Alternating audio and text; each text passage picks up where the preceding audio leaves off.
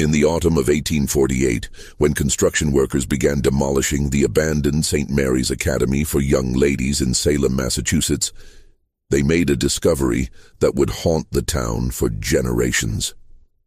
Hidden beneath the Academy's chapel floorboards, sealed in a lead-lined box, were 47 small leather journals, each bearing the name of a different girl.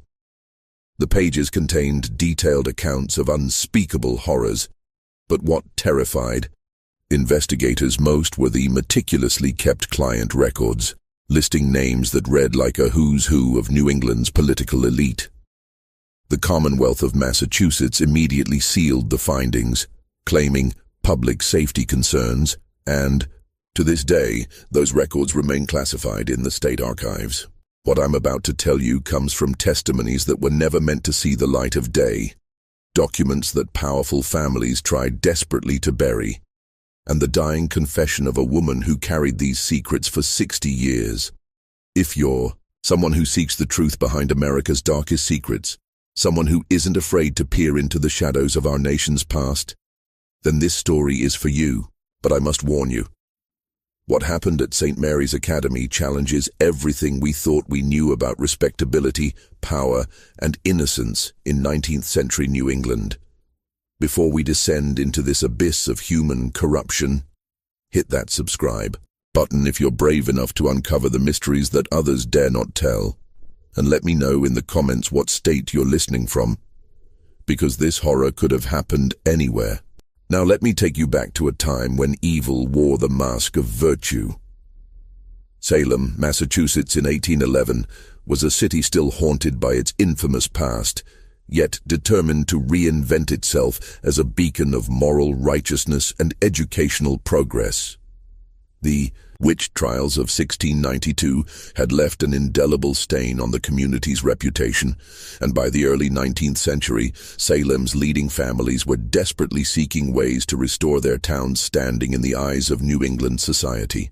It was into this atmosphere of redemption and reinvention that the Fairfax family arrived, carrying with them impeccable credentials and a vision that would captivate the town's elite. Victoria Fairfax was a woman of remarkable presence, tall, elegant, with steel-gray eyes that seemed to peer directly into one's soul.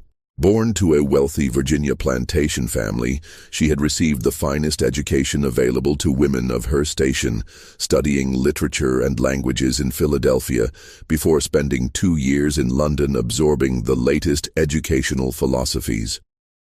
Her husband, Dr. Cornelius Fairfax, had died in a yellow fever outbreak in Charleston, leaving her widowed at 32 with a substantial inheritance and a burning desire to dedicate her life to the moral elevation of young womanhood. When Victoria announced her intention to establish the St. Mary's Academy for young ladies in Salem, the town's Congregationalist leadership embraced her vision with enthusiasm. Here was a woman of obvious refinement and Christian virtue, offering to provide free education to orphaned and impoverished girls, while also accepting paying students from respectable families. The academy would teach not only reading, writing, and arithmetic, but also music, French, needlework, and most importantly, moral instruction rooted in Protestant values. The building Victoria selected for her academy had a history as complicated as Salem itself. The imposing 3-story Georgian mansion on Beacon Hill had been constructed in 1787 by merchant Samuel Hartwell, who had made his fortune in the China trade. After Hartwell's death in 1809, the property had stood empty, its dark windows overlooking Salem Harbor like dead eyes. Local residents whispered that the house was cursed. 3 different families had attempted to live there, and each had fled within months, citing strange sounds and an oppressive atmosphere that seemed to press down upon them like a physical weight. But Victoria Fairfax showed no fear of such superstitions. She purchased the property for a fraction of its assessed value and immediately began extensive renovations.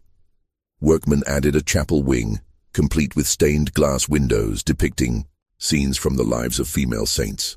They constructed dormitories that could house 30 girls, a dining hall that could seat 50, and most notably, a series of private chambers on the third floor that Victoria described as meditation rooms where students could reflect on their spiritual development in solitude.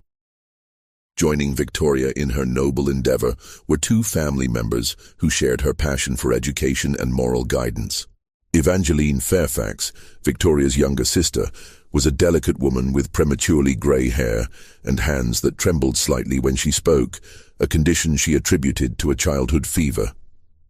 Despite her fragile appearance, Evangeline possessed a remarkable gift for music and languages, and she would serve as the Academy's primary instructor in these subjects. Her voice, when she sang hymns during chapel services, was said to be so beautiful that even the most hardened sailors would pause in their work to listen when the sound drifted down from the Academy's windows. The third member of the Fairfax triumvirate was Bartholomew Fairfax, Victoria's brother-in-law, and a man whose presence seemed to cast a shadow even in bright sunlight. Tall and gaunt, with deep-set eyes and a voice that carried the authority of absolute conviction, Bartholomew had spent 15 years as a traveling preacher throughout the southern states before answering Victoria's call to serve as the Academy's chaplain. His sermons on the corruption of the modern world and the special vulnerability of young women to Satan's temptations were legendary throughout the region. Parents who heard him speak felt both terrified for their daughters' spiritual welfare and grateful that such a vigilant guardian would be watching over them at St. Mary's. The Academy officially opened its doors on September 15, 1811, with great fanfare. Salem's mayor attended the dedication ceremony, along with several state legislators and the bishop of the Episcopal Diocese of Massachusetts. Victoria's opening address, delivered from the steps of the Academy as autumn leaves swirled around her black silk dress, spoke of creating a sanctuary of learning where young ladies could develop both intellectual accomplishment and moral strength, protected from the corrupting influences of a world increasingly driven by commerce and vice. The first students to enter St. Mary's Academy were a carefully selected group of 23 girls, ranging in age from 12 to 17. Some came from respectable Salem families who paid the substantial tuition of $50 per year, a sum that represented several months' wages for a working man. But Victoria's stated mission was to serve those less fortunate, and more than half of the initial enrollment consisted of orphans and daughters of impoverished families, accepted without charge as demonstrations of the Academy's Christian charity. Among these charity students was 14-year-old Margaret Sullivan, whose Irish immigrant parents had died in a tenement fire the previous winter. Margaret was a bright-spirited girl with red hair and green eyes that sparkled with intelligence and curiosity. She had been working in a textile mill for 6 months when a representative of the Academy approached her with an offer that seemed too good to be true: free room, board, and education in exchange for helping with domestic duties around the Academy. Another was 15-year-old Priscilla Morse, whose father had been lost at sea and whose mother had died of consumption, leaving her in the care of an uncle who made it clear that her presence was an unwelcome burden. Priscilla was quiet and serious, with dark hair that she wore in a severe bun, and a habit of reading any book she could find. The prospect of attending a real school, with access to a library and qualified teachers, seemed like an answered prayer. The third was 13-year-old Hannah Whitmore, perhaps the most tragic case of all. Hannah's father had been convicted of theft and sentenced to 5 years in prison, while her mother had simply disappeared one night, leaving behind only a note saying she could no longer bear the shame. Hannah had been living in the Salem poorhouse when Victoria Fairfax personally visited and offered her a place at the Academy. The girl's pale, hollow-cheeked face had brightened for the first time in months when she learned she would have her own bed, regular meals, and the chance to learn to read properly. These girls, along with their 20 classmates, entered St. Mary's Academy with hearts full of hope and gratitude. They had no way of knowing that they were walking into a carefully constructed trap, that the woman who promised to protect their virtue was about to steal their innocence, and that the elegant Georgian mansion overlooking Salem Harbor would become their prison, their nightmare. and for many of them, their tomb. The first hint that something was amiss at St. Mary's Academy came not from the students themselves, but from Mrs. Abigail Thornton, a seamstress who lived in a modest cottage at the base of Beacon Hill. Mrs. Thornton had been commissioned to provide linens and clothing for the academy, and her weekly deliveries gave her occasion to observe the daily routines of the institution from a distance. It was on a grey October morning in 1812, exactly 13 months after the academy's opening, that Mrs. Thornton first noticed something peculiar. She had arrived earlier than usual to deliver a shipment of winter cloaks, and was surprised to see several well-dressed gentlemen departing from the academy's side entrance, the same entrance that led directly to the private chambers on the 3rd floor. What struck her as odd was not merely their early morning departure, but their obvious efforts to avoid being seen. They moved quickly to waiting carriages, keeping their heads down and their hat brims low over their faces. Over the following weeks, Mrs. Thornton began to pay closer attention to the comings and goings at the academy. She noticed that these mysterious visitors always arrived after dark and always used the side entrance. Sometimes there would be only 1 or 2 carriages. Other nights, she counted as many as 6. The vehicles bore no identifying marks, but, even in the dim light of gas lamps, she could see they were expensive, the kind owned by merchants, politicians, or other men of substantial means. More disturbing still were the changes she observed in the students themselves. The girls who had entered the academy with bright faces and eager expressions were becoming increasingly withdrawn and hollow-eyed. During her deliveries, Mrs. Thornton would occasionally catch glimpses of them through windows, and what she saw troubled her deeply. Many appeared listless and moved with a strange dreamlike quality, as if they were walking through water. Some bore visible marks, bruises on their arms that were hastily concealed beneath long sleeves, cuts on their hands that were explained away as needlework accidents.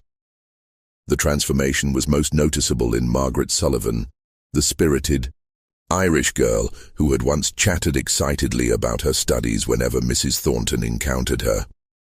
By winter, Margaret rarely spoke at all.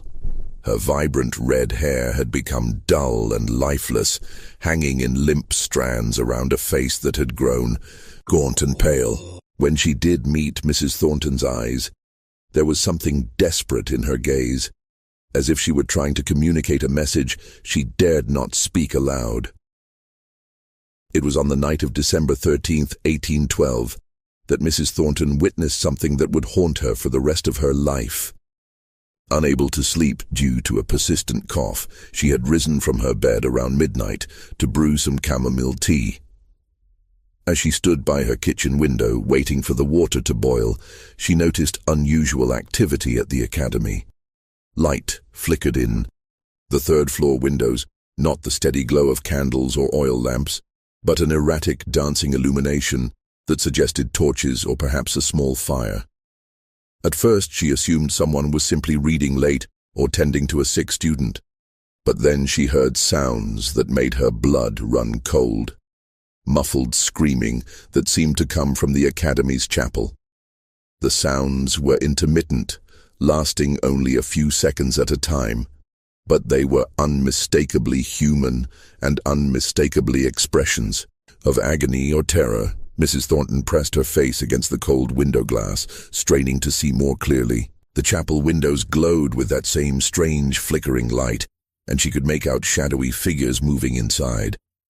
The screaming continued sporadically for nearly an hour, punctuated by periods of silence that were somehow even more unsettling than the sounds themselves. When morning came, Mrs. Thornton convinced herself that she must have been mistaken, that her fever and exhaustion had caused her to imagine things. But when she made her next delivery to the academy 3 days later, she learned that one of the students, young Hannah Whitmore, had died suddenly during the night of December 13th. Victoria Fairfax, dressed in mourning clothes that somehow made her appear more imposing than grieving, explained that the girl had succumbed to a sudden fever despite the best efforts of the academy's physician. The funeral was held the following morning in the Academy's chapel, a small private service attended only by the faculty and students. Mrs. Thornton was not invited, but she could hear the hymns drifting down from the hill, sung in voices that seemed more fearful than mournful. Evangeline Fairfax's beautiful soprano rose above the others, but even her angelic voice could not mask the underlying note of desperation that seemed to permeate the entire performance. Hannah Whitmore was buried in the small cemetery behind the Academy, marked with a simple stone cross bearing only her name and dates of birth and death. No family members attended the service because she had no family left, a fact that Victoria Fairfax noted with what might have been satisfaction rather than sorrow. In the weeks that followed Hannah's death, Mrs. Thornton noticed that several other students seemed to be ailing. They moved more slowly, spoke even less frequently, and displayed the same listless behavior that had characterized Hannah in her final days. When she discreetly inquired about their health, Victoria Fairfax assured her that the girls were simply experiencing the normal effects of intensive academic study combined with the moral discipline necessary for their spiritual development.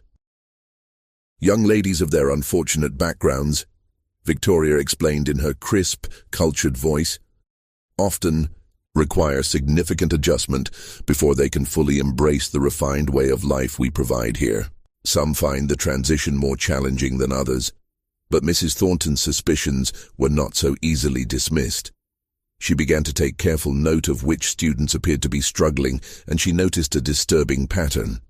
The girls who seemed most affected were invariably among the poorest, those who had no families to inquire about their welfare or financial resources to leave the academy if they chose. The paying students, while certainly more subdued than when they had first arrived, maintained better color in their cheeks and greater alertness in their eyes. The pattern became impossible to ignore when, in February of 1813, 2 more students died within a single week. Priscilla Morse, the quiet girl who had loved to read, was found dead in her bed on a Tuesday morning, apparently having passed away peacefully in her sleep. 3 days later, Mary Catherine O'Brien, another Irish orphan, succumbed to what was described as brain fever after a brief illness characterized by violent convulsions. Both girls were buried in the Academy Cemetery with the same simple ceremony that had marked Hannah's passing. Their deaths were reported to the town authorities. But since Dr. Fairfax's cousin, Dr. Edmund Fairfax, served as both the Academy's physician and the official coroner for that district, the deaths were officially attributed to natural causes, without further investigation. Mrs. Thornton found herself torn between her growing suspicions and her awareness that she was just a simple seamstress with no evidence beyond her own observations. Who would believe her if she suggested that something sinister was happening at Salem's most prestigious academy for young ladies? Victoria Fairfax was respected throughout the community, praised for her charitable work and her dedication to education. The academy received regular visits from local clergy and civic leaders, all of whom spoke glowingly of the institution's mission and achievements.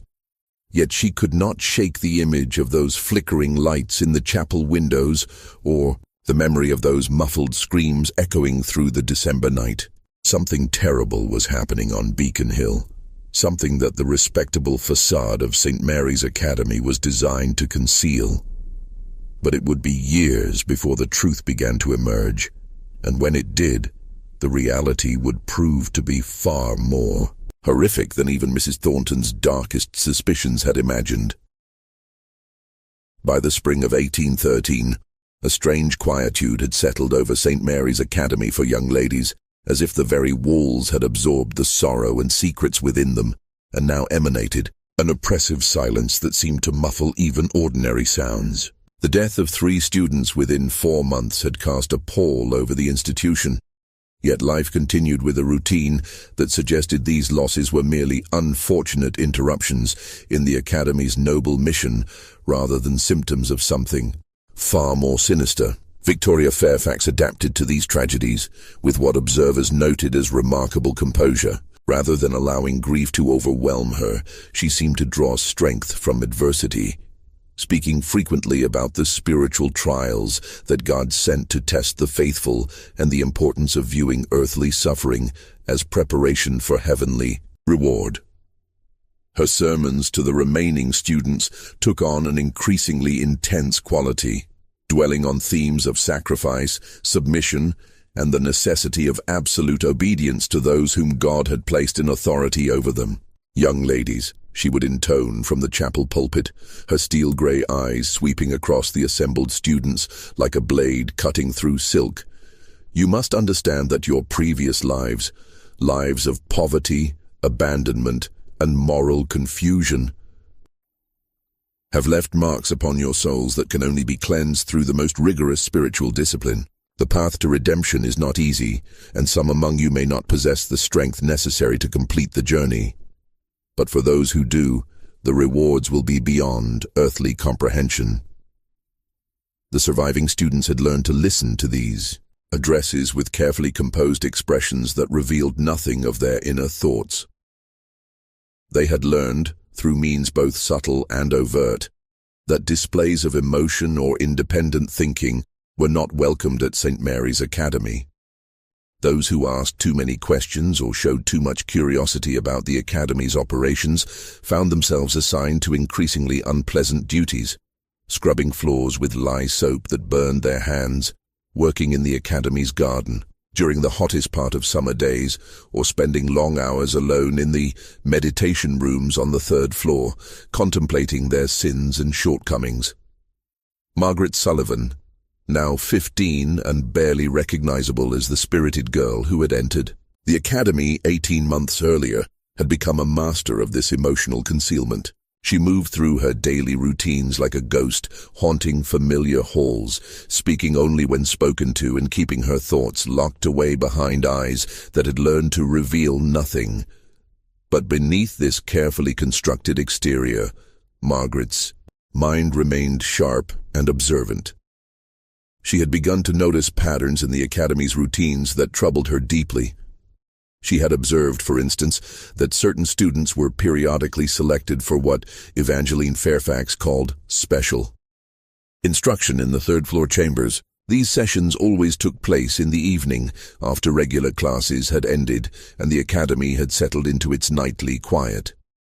The girls chosen for such instruction would disappear upstairs immediately after dinner, often remaining there until well past midnight.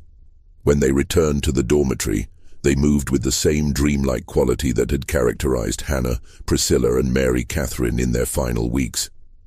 More disturbing still was Margaret's growing awareness that these special instruction sessions coincided with the visits of the mysterious gentlemen who arrived in unmarked carriages. Through careful observation, she had determined that the side entrance to the Academy, the one that led directly to the third-floor chambers, was used exclusively during these nocturnal meetings. During daylight hours, all visitors used the main entrance and were received in the Academy's formal parlor, where their business was conducted with appropriate supervision and ceremony. Margaret had also noticed that students who participated in multiple special instruction sessions began to display physical symptoms that went beyond mere fatigue. They would sit quietly during meals, picking at their food with little appetite, and many complained of persistent headaches and stomach ailments. Some developed a slight tremor in their hands that was remarkably similar to Evangeline Fairfax's own nervous condition. When questioned about these symptoms, Dr. Edmund Fairfax would diagnose them as manifestations of spiritual sensitivity, evidence that the girls' souls were becoming more receptive to divine influence as their earthly attachments were gradually purged away. The Academy's routine during this period was rigidly structured, designed to eliminate any opportunity for the students to communicate freely among themselves or to develop relationships that might encourage independent thinking. The day began at 5 o'clock with chapel service, followed by a sparse breakfast of weak tea and bread. Classes ran from 7 in the morning until 6 in the evening, with only a brief break for a midday meal of thin soup and more bread. Evenings were devoted to moral instruction, lengthy sessions in which Bartholomew Fairfax would read from specially selected religious texts, while the students sat in absolute silence, forbidden from asking questions or making comments. This schedule left the girls exhausted and isolated, unable to form the bonds of friendship that might have provided comfort or strength in the face of their increasingly dire circumstances. Those who attempted to communicate through whispered conversations or passed notes found themselves subjected to severe punishments that effectively discouraged further attempts at connection. Yet despite these precautions, information began to spread among the students through a network of subtle gestures, meaningful glances, and carefully coded conversations that took place during supervised activities. Margaret Sullivan emerged as an unofficial leader in this underground communication system, using her position as one of the Academy's longest surviving students to gather and disseminate information about the institution's true nature. Through these covert channels, Margaret learned that the special instruction sessions involved more than religious education. Girls who had undergone these experiences described being given strange-tasting tea that made them feel dizzy and disoriented, followed by activities that they found difficult to remember clearly afterward. Some recalled being dressed in unusual clothing, white gowns that resembled burial shrouds rather than normal garments. Others remembered being required to participate in ceremonies that involved candles, incense, and recited prayers in languages they did not recognize. Most disturbing of all were the accounts of the gentlemen who attended these sessions. The girls described men of various ages, all well-dressed and clearly prosperous, who spoke with the accents of education and refinement, but whose eyes held an hunger that made the students instinctively afraid. These men would observe the ceremonies from chairs arranged around the perimeter of the third-floor chambers, sometimes participating in the prayers and rituals, but always maintaining an air of detached authority that suggested they were not merely observers but active participants in whatever was taking place. As winter gave way to spring in 1813, Margaret began to understand that she and her fellow students were trapped in a situation far more dangerous than simple educational fraud or religious fanaticism. They were prisoners in an institution that presented itself as a sanctuary of learning and moral development, but functioned as something far more sinister, something that required the systematic destruction of young women's spirits and, ultimately, their lives. The realization filled her with a mixture of terror and determination that surprised her with its intensity. She had survived longer than Hannah, Priscilla, and Mary Catherine, but she could see the same symptoms beginning to manifest in herself and others. The trembling hands, the persistent fatigue, the growing difficulty in concentrating on even, simple tasks, all suggested that whatever process had claimed the lives of her friends was now claiming her as well. But Margaret Sullivan had not endured 2 years of poverty, abandonment, and suffering, only to surrender without a fight. As the spring of 1813 progressed, she began to formulate a desperate plan, a plan that would either secure her freedom or ensure that the truth about St. Mary's Academy would not die with her. The Academy's carefully constructed facade of respectability was about to face its first serious challenge, though it would take years for the full extent of the Fairfax family's crimes to be revealed to the world. The opportunity Margaret Sullivan had been waiting for came in the form of Miss Constance Hartwell, a young woman whose arrival at St. Mary's Academy in September of 1813 would prove to be the catalyst for events that Victoria Fairfax could never have anticipated. Miss Hartwell was not a student, but a new instructor hired to teach mathematics and natural philosophy to the Academy's more advanced pupils. Her presence represented a significant departure from the Fairfax family's previous practice of keeping all educational duties within their immediate circle. Constance Hartwell was 24 years old, the daughter of a prosperous Boston merchant, who had provided her with an education that was remarkable for its breadth and rigor. She had studied at Miss Willard's Female Seminary in Troy, New York, where she had been exposed to progressive ideas about women's education and intellectual capabilities. Unlike the subdued, carefully controlled atmosphere that characterized St. Mary's Academy, Miss Willard's institution had encouraged critical thinking, independent research, and open discussion of complex ideas. Miss Hartwell had accepted the position at St. Mary's for reasons both practical and idealistic. The salary offered by Victoria Fairfax was generous, more than she could earn at any other educational institution in New England, and the opportunity to work with disadvantaged girls appealed to her strong sense of social responsibility. Her father had initially opposed her decision to work at all, believing that a woman of her social standing should focus on finding a suitable husband rather than pursuing a career. But Constance had inherited her father's stubborn determination along with his sharp intellect, and she had convinced him that teaching would provide valuable experience in managing people and resources that would serve her well regardless of what path her life ultimately took.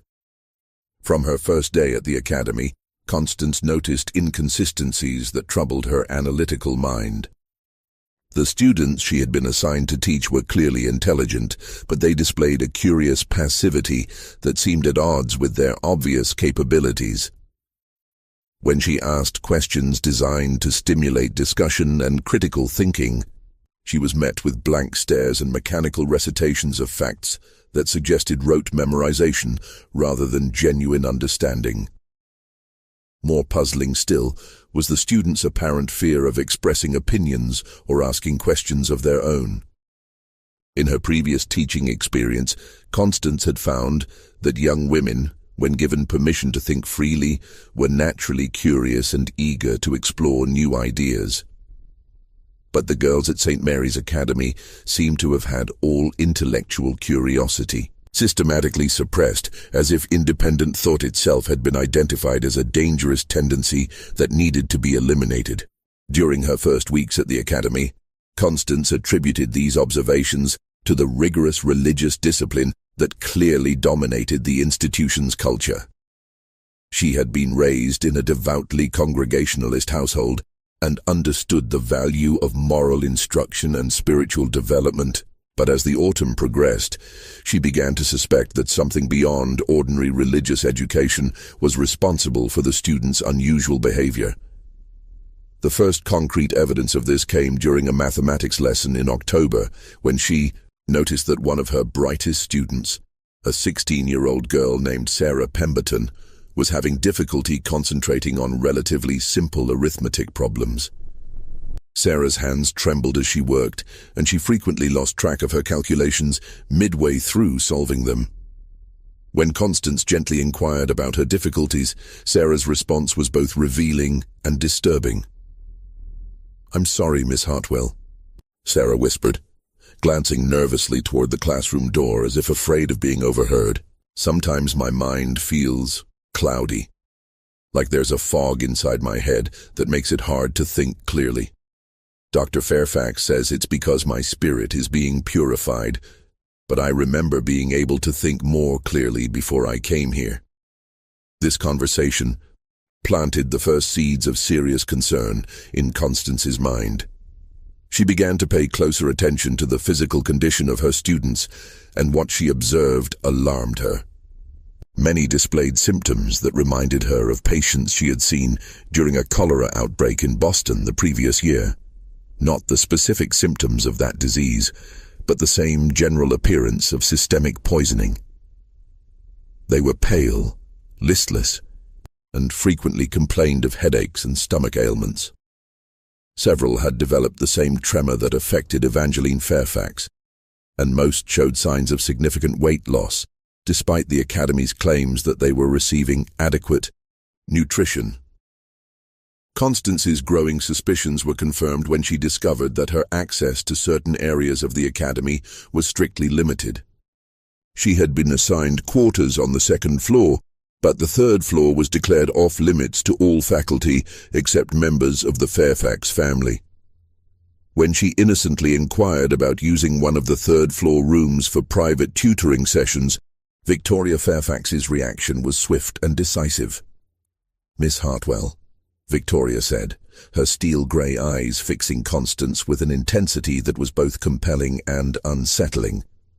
"I'm sure you understand that an institution like ours must maintain certain boundaries and protocols. The third floor contains meditation chambers that are reserved for students undergoing advanced spiritual instruction. The atmosphere there is consecrated, you might say, and we cannot risk contaminating it with secular activities, no matter how well-intentioned." The firmness of this prohibition, combined with Victoria's obvious discomfort at having the subject raised, convinced Constance that the third floor held secrets that the Fairfax family was determined to protect. She began to observe the academy's nighttime routines more carefully, noting the patterns of activity that Mrs. Thornton had witnessed from her cottage, but which were invisible to most residents of the academy itself. It was during one of these covert observations that Constance first encountered Margaret Sullivan in circumstances that would forge an alliance between them. On a November evening, when rain drummed against the academy's windows and wind howled around its corners, Constance was returning from the library when she noticed a figure moving stealthily through the corridor that led to the side entrance. The figure was clearly one of the students, but she was not dressed in the standard grey wool dress that served as the academy's uniform. Instead, she wore a white gown that seemed to glow in the dim light of the corridor's oil lamps. Constance followed at a distance, her footsteps muffled by the thick carpet that covered the hallway floors. She watched as the figure, whom she now recognized as Margaret Sullivan, approached the side entrance and pressed her ear against the door. Margaret remained in this position for several minutes, clearly listening to something happening on the other side, before turning and retracing her steps. When Margaret spotted Constance in the shadows, both young women froze, uncertain how to proceed. The moment stretched between them, fraught with mutual recognition that they had both been engaged in activities that would be severely punished if discovered. Finally, Margaret stepped forward, her green eyes meeting Constance's with an intensity that conveyed both desperation and determination. "Miss Hartwell," Margaret whispered, her voice barely audible above the sound of rain against the windows. "I need to speak with you, but not here and not now. Tomorrow, during your mathematics class, ask me to stay after to discuss my work. I have things to tell you that you need to know." The following day's mathematics lesson passed with agonizing slowness, but finally the other students were dismissed, and Margaret remained behind as arranged. What she told Constance during the next hour would shatter the young teacher's assumptions about St. Mary's Academy and launch both women on a desperate quest for evidence that could expose the truth about the Fairfax family's crimes. Margaret's account was both detailed and horrifying. She described the special instruction sessions in clinical terms that suggested she had been observing and analyzing the Academy's operations with the systematic approach of a trained investigator. She explained the pattern of student deaths, the mysterious nighttime visitors, and the growing evidence that the girls were being systematically poisoned with substances that clouded their minds and weakened their bodies. Most shocking of all was Margaret's theory about the true purpose of the Academy. Based on overheard conversations, observed behaviors, and the accounts of students who had undergone special instruction, she believed that St. Mary's Academy was not an educational institution at all, but rather an elaborate procurement operation designed to provide young women for the entertainment of wealthy and powerful men. The education and religious instruction were merely facades designed to maintain the Academy's reputation, while the real business was conducted in the third floor, chambers under cover of darkness. "They're not just killing us, Miss Hartwell," Margaret concluded, her voice steady despite the magnitude of what she was revealing. "They're destroying us first, our minds, our will, our ability to resist or escape. And then, when we're too weak to fight anymore, they use us until we die." Hannah, Priscilla, Mary, Catherine, they didn't die of fever or brain sickness. They were murdered, as surely as if someone had put a knife through their hearts. Constance listened to this account with growing horror and a sick certainty that Margaret's analysis was correct. Too many pieces of the puzzle fit together too, perfectly for this to be the product of an overwrought imagination. The trembling hands, the clouded minds, the mysterious visitors, the rigid control over information and movement, all of it pointed to a conspiracy of almost unimaginable evil. But even as she accepted the truth of Margaret's revelations, Constance understood the enormity of the challenge they faced. The Fairfax family was respected throughout Salem and beyond. Victoria was considered a pillar of Christian virtue. Evangeline was beloved for her musical talents and gentle demeanor, and Bartholomew's reputation as a powerful preacher had earned him admirers throughout New England. Accusations against such people, made by a working-class seamstress and a charity student, would be dismissed as slander born of jealousy or mental instability. They would need evidence, concrete, undeniable, proof of the crimes being committed at St. Mary's Academy, and they would need to obtain this evidence without alerting the Fairfax family to their suspicions, because both women understood that discovery would mean certain death. The Academy had already demonstrated its ability to eliminate inconvenient witnesses while maintaining its facade of respectability. As winter settled over Salem in 1813, two women began a dangerous game of cat and mouse with their captors, seeking the proof that could save the surviving students and expose one of the most sophisticated criminal enterprises in American history. But they were not the hunters in this game. They were the prey, and their quarry possessed resources, connections, and ruthlessness that neither of them fully comprehended. The winter of 1813-1814 transformed St. Mary's Academy into a battleground, where two desperate women fought for evidence while their enemies closed in around them with increasing suspicion and hostility. Constance Hartwell and Margaret Sullivan had formed an unlikely alliance, an educated young woman from Boston's merchant class, and an Irish orphan who had learned survival through suffering. But their different backgrounds proved to be an advantage, as they developed a sophisticated intelligence operation within the Academy's walls. Their first breakthrough came through Constance's legitimate access to the Academy's administrative areas. As an instructor, she was permitted to use Victoria, Fairfax's office, during certain hours to prepare lesson plans and grade assignments. During these sessions, she began to systematically examine the files and documents that Victoria kept in her locked desk. A task made possible by Margaret's childhood skills at picking locks, learned during her desperate months on Salem's streets. Before entering the Academy, what they discovered exceeded their worst fears. Hidden beneath conventional academic records and correspondence were detailed ledgers that recorded financial transactions unlike anything a legitimate educational institution would maintain. The entries were written in a coded system, but the pattern became clear once they understood the underlying structure. Each student was assigned a number, and their progress was tracked through a series of evaluations that had nothing to do with academic achievement. Margaret's blood ran cold when she found her own entry. Subject 12.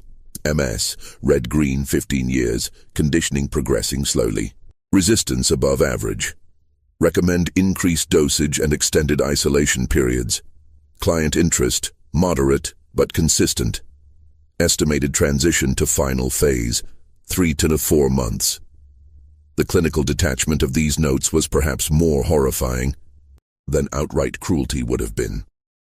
The girls were not seen as human beings, but as inventory, tracked and managed with the same dispassionate efficiency that a merchant might use to catalog bolts of cloth or barrels of flour. Worse still, the ledgers contained client preferences that read like a catalogue of human depravity.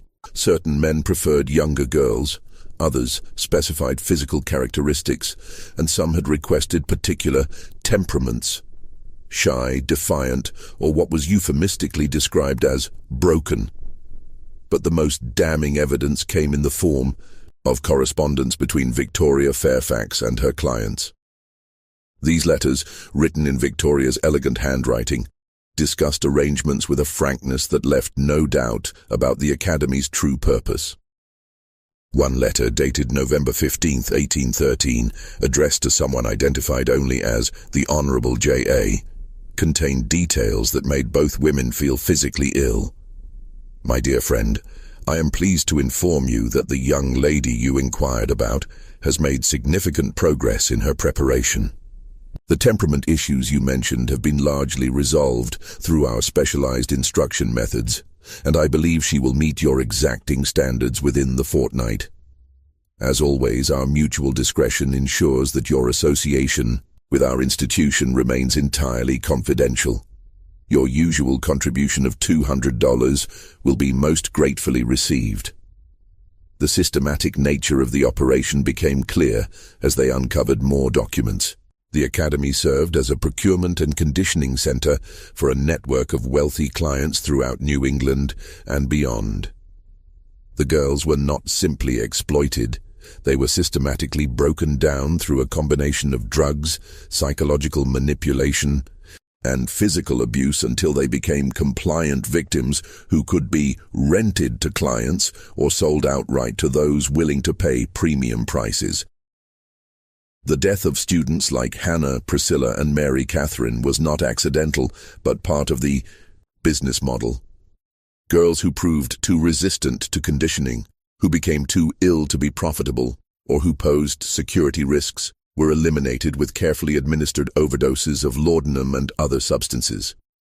Their deaths were then attributed to natural causes, with Dr. Edmund Fairfax providing the necessary medical certifications to avoid official investigation. As Constance and Margaret gathered this evidence, they became increasingly aware that their own activities were being monitored. Victoria Fairfax had always been observant, but her scrutiny of Constance's behavior became more intense and pointed. During faculty meetings, Victoria would ask seemingly innocent questions about Constance's lesson plans, her interactions with students, and her impressions of the Academy's educational methods. But beneath the polite inquiry, Constance could sense a predatory intelligence evaluating her responses for signs of suspicion or disloyalty. The pressure increased dramatically in January of 1814, when another student died under circumstances that could no longer be dismissed as coincidental. Elizabeth Morrison, a 14-year-old from a poor farming family, had been at the Academy for only 4 months when she was found dead in her bed on a Tuesday morning. Unlike the previous deaths, which had been attributed to fever or brain sickness, Elizabeth showed no signs of illness before her death. She had simply failed to wake up, as if her life had been quietly extinguished during the night. Dr. Edmund Fairfax's examination of the body was perfunctory, lasting less than 10 minutes before he declared the cause of death to be heart failure brought on by spiritual excitement. But Constance, who had observed Elizabeth closely during her mathematics classes, knew that the girl had shown no signs of heart problems. She had been pale and listless like the others, but she had also been one of the more alert students, still capable of asking intelligent questions and demonstrating genuine interest in her studies. More troubling still was the timing of Elizabeth's death. Margaret had confided to Constance that Elizabeth had been selected for special instruction on 3 consecutive evenings before her death, and that she had seemed particularly distressed after these sessions. According to other students, Elizabeth had been heard crying in her sleep and had spoken of wanting to write a letter to her parents, a request that had been firmly denied by Evangeline Fairfax on the grounds that contact with family members would interfere with the spiritual development process. The night after Elizabeth's funeral, Constance made a decision that would either provide them with the evidence they needed or result in their own deaths. She resolved to infiltrate one of the special instruction sessions and witness firsthand what was happening in the 3rd-floor chambers. It was an enormous risk, but she had concluded that they would never gather sufficient evidence through document analysis alone. They needed to see the crimes being committed with their own eyes. Margaret initially opposed this plan, arguing that the risk was too great and that Constance's discovery would doom them both. But Constance had inherited her father's determination along with his business acumen, and she had become convinced that half measures would not suffice. If they were going to expose the Fairfax family's crimes, they needed evidence that could not be dismissed or explained away by clever lawyers and corrupt officials. The opportunity came on February 8, 1814, a night when the third-floor chambers was scheduled to host what the coded ledgers described as a large gathering with multiple clients. Margaret had learned through her network of student informants that 6 girls had been selected for this session, including herself and 2 other long-term residents of the academy. The session was scheduled to begin at 9 o'clock in the evening, after the regular students had been secured in the dormitory and the academy had settled into its nightly routine. Constance's plan was audacious in its simplicity. She would conceal herself in one of the storage closets on the 3rd floor before the evening session began, then observe the proceedings through a small ventilation grate that provided a clear view of the main chamber. Margaret would participate in the session as required, but she would attempt to remain as alert as possible despite whatever drugs she was given, so that she could provide detailed testimony about anything Constance might not be able to see clearly. The plan required precise timing and considerable luck. Constance needed to reach the 3rd floor and conceal herself before the Fairfax family began their preparations, but she also needed to ensure that her absence from her regular evening routine would not be noticed. She solved this problem by claiming to be suffering from a severe headache that required her to retire early to her chamber, where she planned to spend the evening reading and preparing lessons for the following day.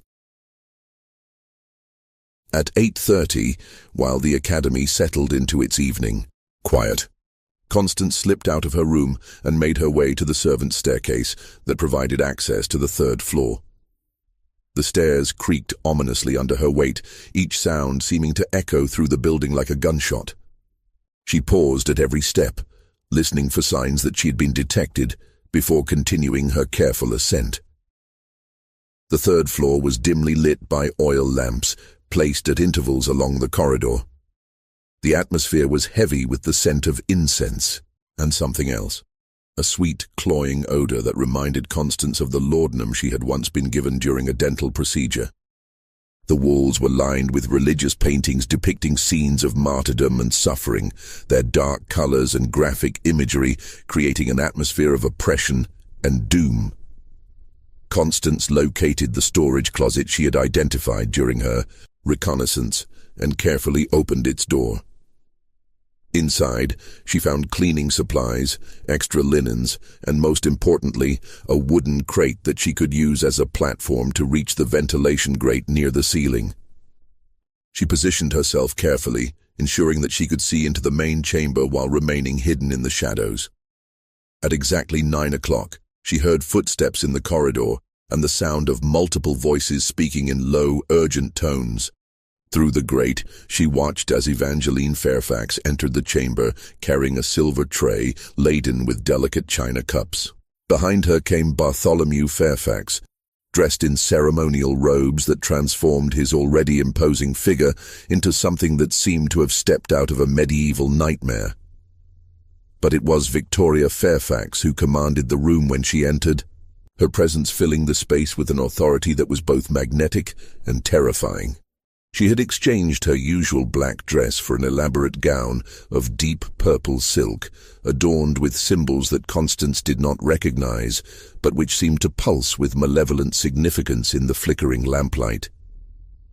The chamber itself had been transformed from whatever purpose it normally served into something that resembled a twisted parody of a church sanctuary. Candles burned in elaborate candelabras placed around the perimeter of the room, their flames casting dancing shadows on walls hung with tapestries depicting scenes that made Constance's stomach churn. At the center of the room was a raised platform, covered with white silk, surrounded by chairs arranged in a precise circle. As Constance watched in growing horror, the 6 selected students were led into the chamber. Margaret was among them, along with Sarah Pemberton and 4 other girls whose names Constance knew from her classroom rosters. All were dressed in the same white gowns that Margaret had worn during her earlier reconnaissance, and all moved with the dreamlike quality that suggested they had already been drugged. But the true horror began when the clients arrived. Through the side entrance came 6 men, all well-dressed and clearly prosperous, their faces bearing the confident expressions of individuals accustomed to having their desires satisfied, regardless of the cost to others. Constance recognized at least 3 of them: a prominent Salem merchant, a state legislator from Boston, and a judge whose reputation for moral rectitude had earned him praise throughout New England. What she witnessed during the next 2 hours would haunt her for the rest of her life. The special instruction was revealed to be an elaborate ritual of exploitation and abuse, conducted with ceremonial precision that somehow made it even more horrifying than random violence would have been. The drug students were manipulated and violated, while the clients observed and participated, their actions guided by Bartholomew Fairfax's liturgical directions and accompanied by Evangeline's haunting musical performances. Victoria Fairfax orchestrated the entire proceeding with the efficiency of a theatrical director, ensuring that each client's preferences were satisfied while maintaining the religious facade that seemed to provide psychological cover for the participants. The girls were treated not as human beings, but as sacred objects in a blasphemous ceremony, their suffering transformed into something that the participants could interpret as spiritual rather than criminal. When the session finally ended and the clients departed through the side entrance, Constance remained hidden in her closet for another hour, too shaken to move and afraid that any sound might betray her presence. She had obtained the evidence she needed, but she had also learned something that filled her with despair. The scope and sophistication of the Fairfax operation made it clear that challenging them would require resources and connections that she and Margaret simply did not possess. The network of powerful men who patronized St. Mary's Academy included judges, legislators, merchants, and clergy. Individuals with the authority to suppress investigations, discredit witnesses, and ensure that any accusations against the Fairfax family would be dismissed as the fantasies of unstable women.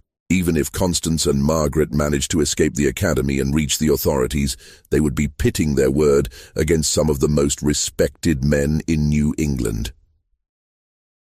As she finally crept back to her chamber in the early morning hours, Constance understood that they faced a choice between certain death if they remained silent and probable death if they attempted to expose the truth.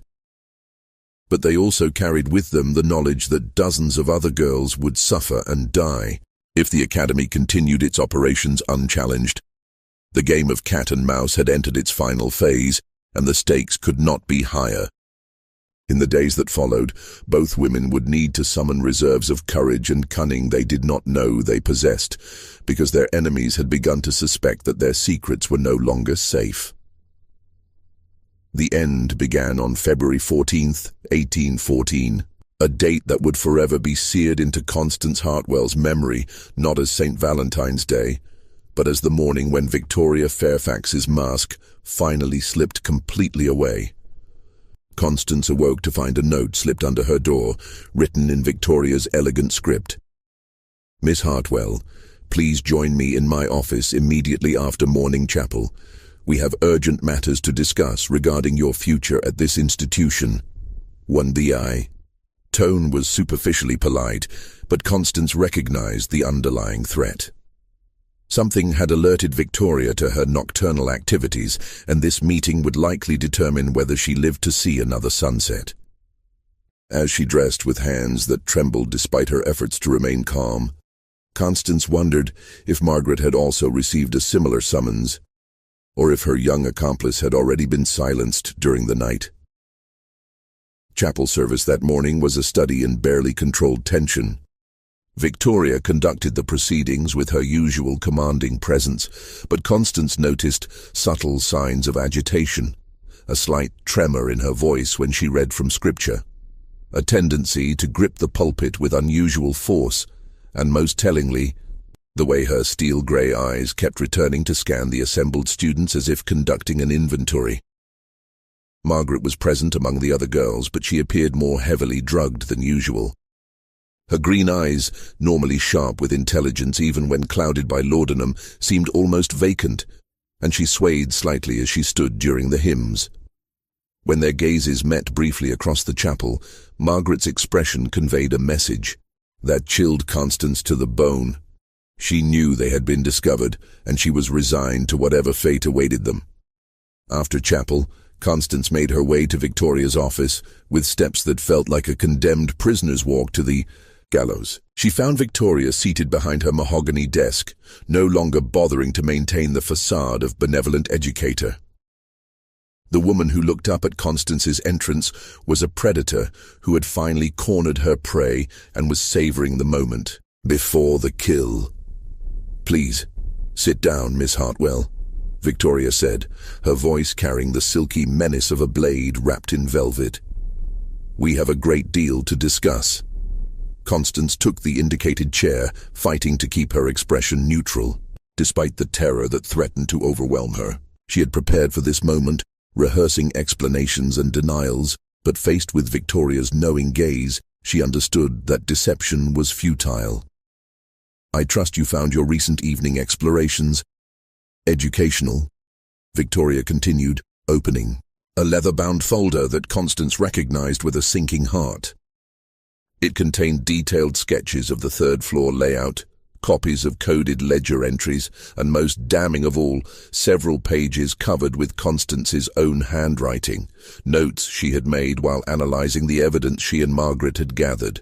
The folder represented weeks of careful investigation, but it also represented a catastrophic security breach that Victoria could not have discovered through ordinary surveillance. Someone had betrayed them. Someone who had access to Constance's private papers and knowledge of their activities. "You seem surprised," Victoria observed, noting Constance's shock.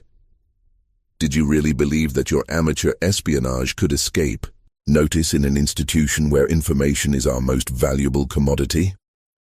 "My dear Miss Hartwell, we have been monitoring your activities since your third week here.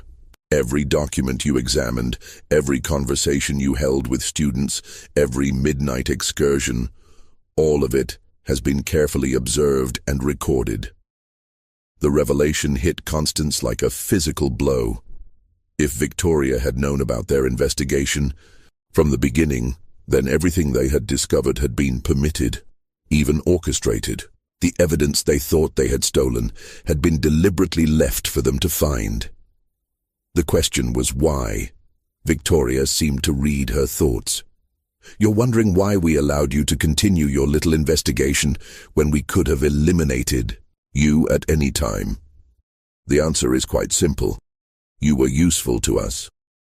Your presence provided an excellent test of our security procedures and helped us identify weaknesses in our operational protocols. More importantly, your activities helped us locate a potential problem that had been developing among certain students." As if summoned by these words, Bartholomew Fairfax entered the office, his gaunt frame blocking the doorway like a spectre of death. Behind him came two men Constance had never seen before, large, roughly dressed individuals whose presence suggested that the Academy employed resources beyond the Fairfax family members.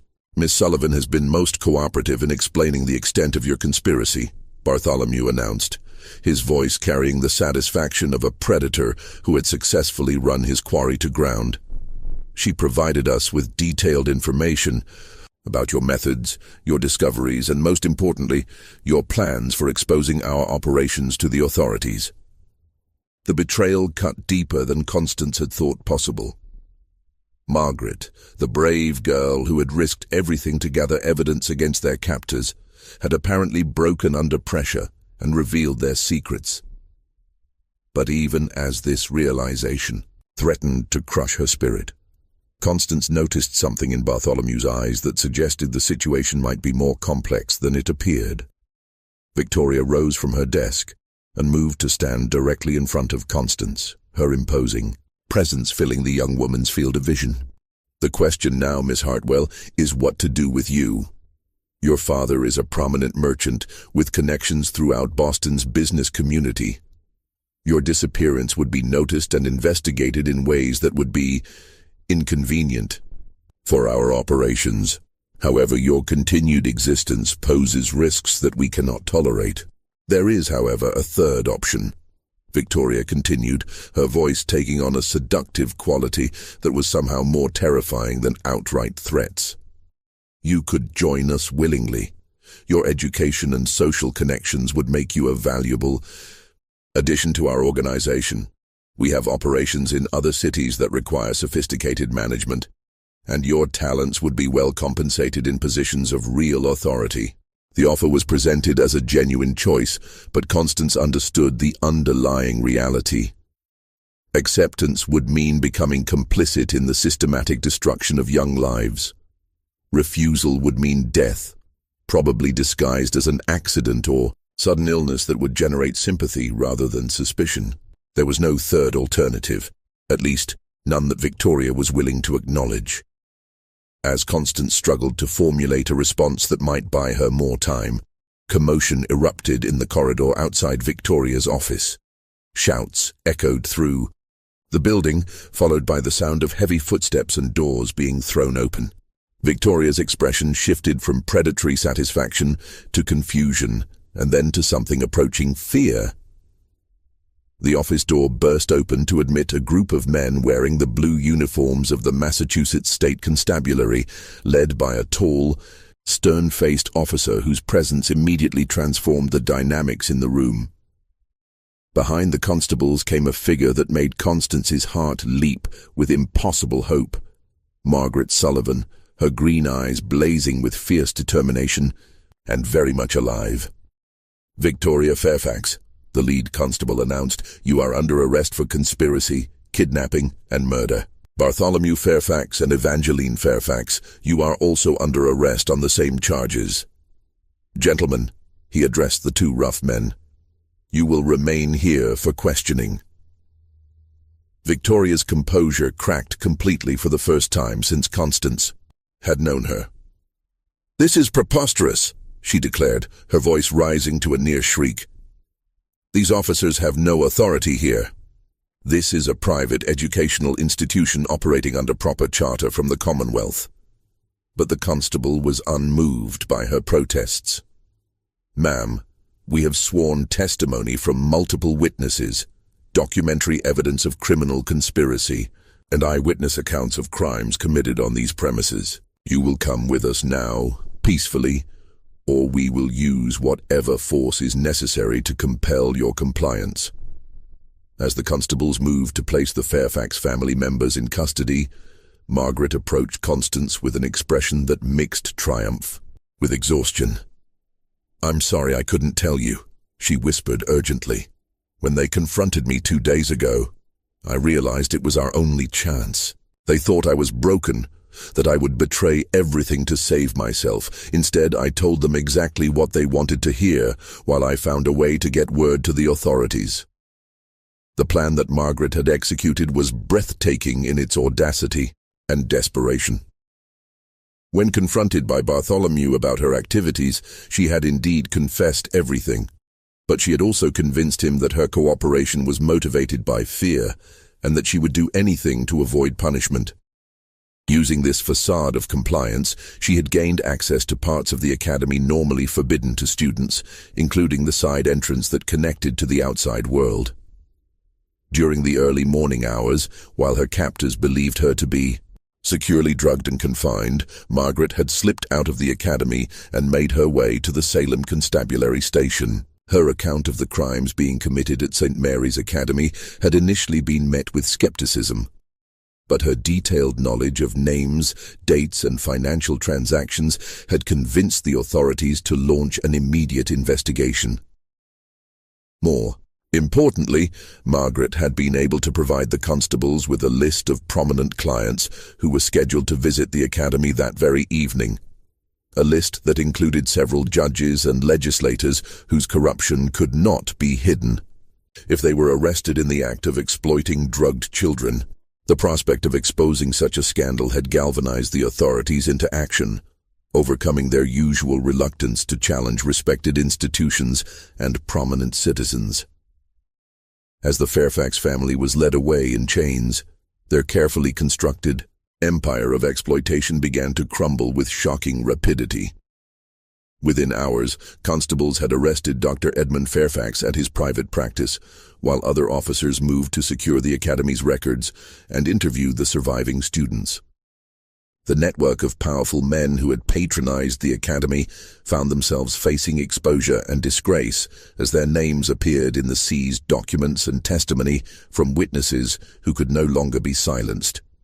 But perhaps the most damning evidence came from an unexpected source. Mrs. Abigail Thornton, the seamstress whose early suspicions had been dismissed as the fantasies of a working-class woman with no understanding of how respectable institutions operated.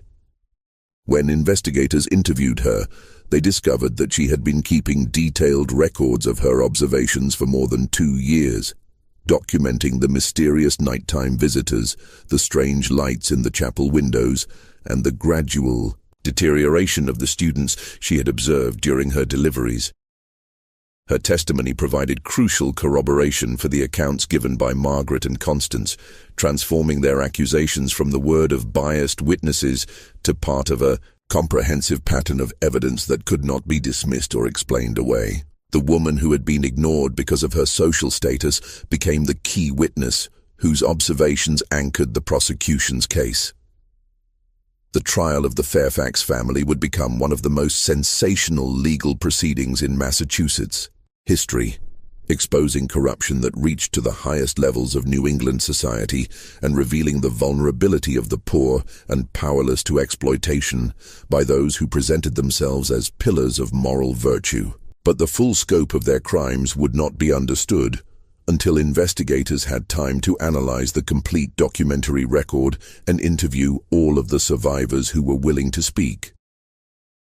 The complete investigation of St. Mary's Academy took nearly 6 months and revealed an operation of staggering scope and sophistication that had operated virtually undetected for almost 3 years. When the final accounting was completed, investigators determined that 43 young women had died at the academy, not from natural causes as their death certificates claimed, but from systematic poisoning designed to eliminate witnesses and dispose of victims who had become too damaged to be profitable.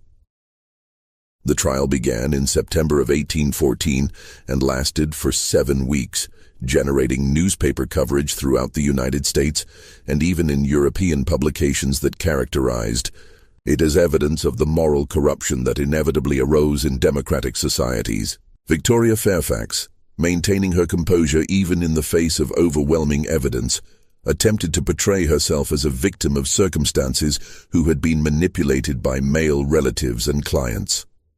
But the testimony of survivors, combined with her own meticulously kept records, painted a picture of a woman who had conceived and orchestrated every aspect of the Academy's criminal operations.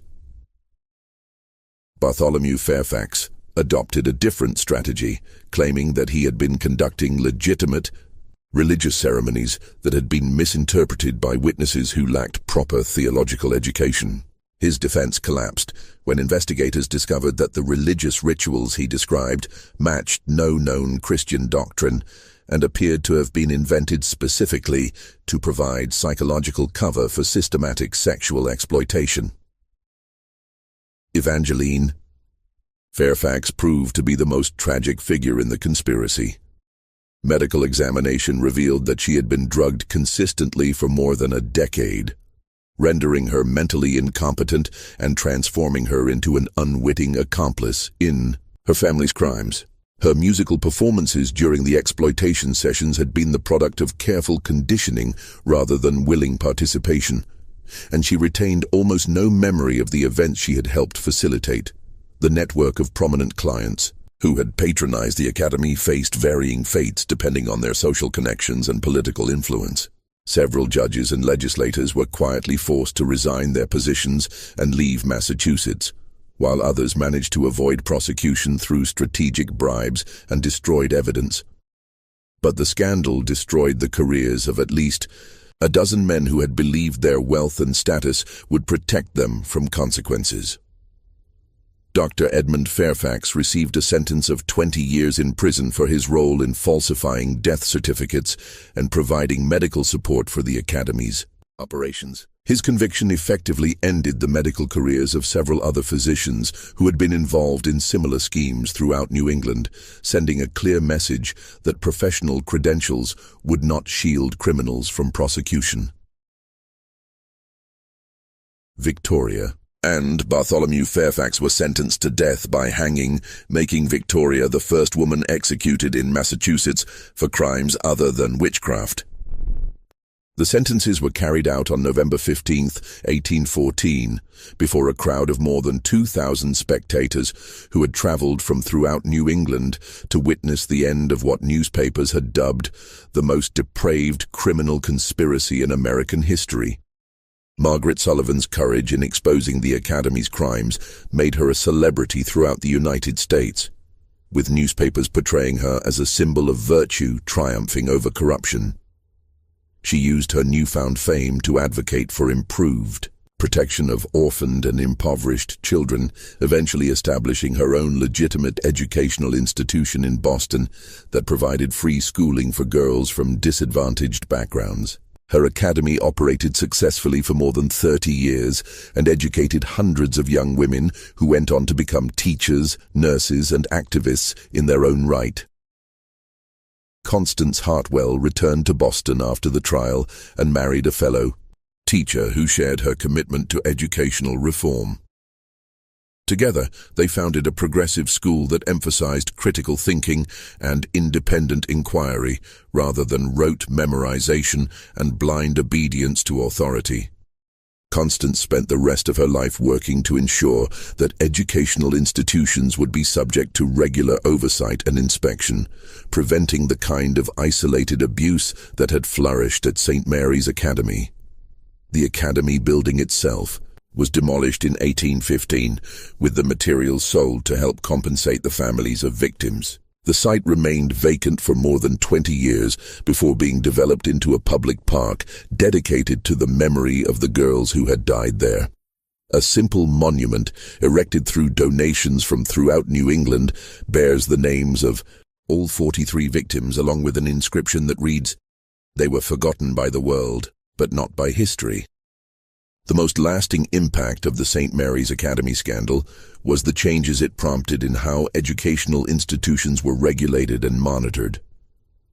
Massachusetts became the first state to require regular inspections of all schools, particularly those serving vulnerable populations, and to mandate that educational institutions maintain detailed records that were subject to official review. These reforms were gradually adopted by other states and became the foundation for modern educational oversight systems. But perhaps the most important legacy of the case was the precedent it established that wealth, social position, and religious authority could not shield criminals from prosecution when sufficient evidence was presented by credible witnesses. The conviction of the Fairfax family and their prominent clients demonstrated that American justice, when properly functioning, could hold even the most powerful members of society accountable for their crimes. The story of St. Mary's Academy serves as a reminder of how easily institutions designed to protect the vulnerable can be corrupted by those who see weakness as an opportunity for exploitation. It shows us that evil often wears the mask of virtue, that respectability can be a cover for unspeakable crimes, and that the courage of individuals willing to risk everything for truth can ultimately triumph over systematic corruption. In the end, words of Margaret Sullivan, spoken during her testimony at the trial. They thought we were powerless because we were poor, because we were young, because we were alone. They thought they could use us and discard us without consequence because no one would believe our word against theirs. But they forgot that even the powerless can find power when they stand together for truth. Today, more than 2 centuries after these events, we still struggle with the same fundamental challenges: protecting the vulnerable from those who would exploit them, ensuring that institutions serve their stated purposes rather than hidden agendas, and maintaining the courage to speak truth to power, even when doing so requires enormous personal sacrifice. The girls who died at St. Mary's Academy were not forgotten by history, and their story continues to remind us that the price of allowing evil to flourish is always higher than the cost of confronting it. Their voices, silenced by their tormentors, but preserved in the testimony of survivors and the records of their suffering, still echo across the centuries with a simple but powerful message. Remember us. Learn from our sacrifice, and never again allow such horrors to be committed in the name of virtue, education, or faith. In remembering them, we honor not only their memory, but also our obligation to protect those who cannot protect themselves. What do you think about this dark chapter in American history? Do you believe that such systematic exploitation could happen today under the cover of respectability and religious authority? Share this video with someone who appreciates true crime stories that go beyond the surface to explore the deeper questions about power, corruption, and justice. Hit that like button if this investigation into America's hidden past resonated with you, and subscribe to never miss stories that reveal the secrets others would prefer to keep buried. Leave your thoughts in the comments below. Our community of truth seekers values every perspective on these complex historical mysteries. Until next time, remember that the past has lessons for those brave enough to listen.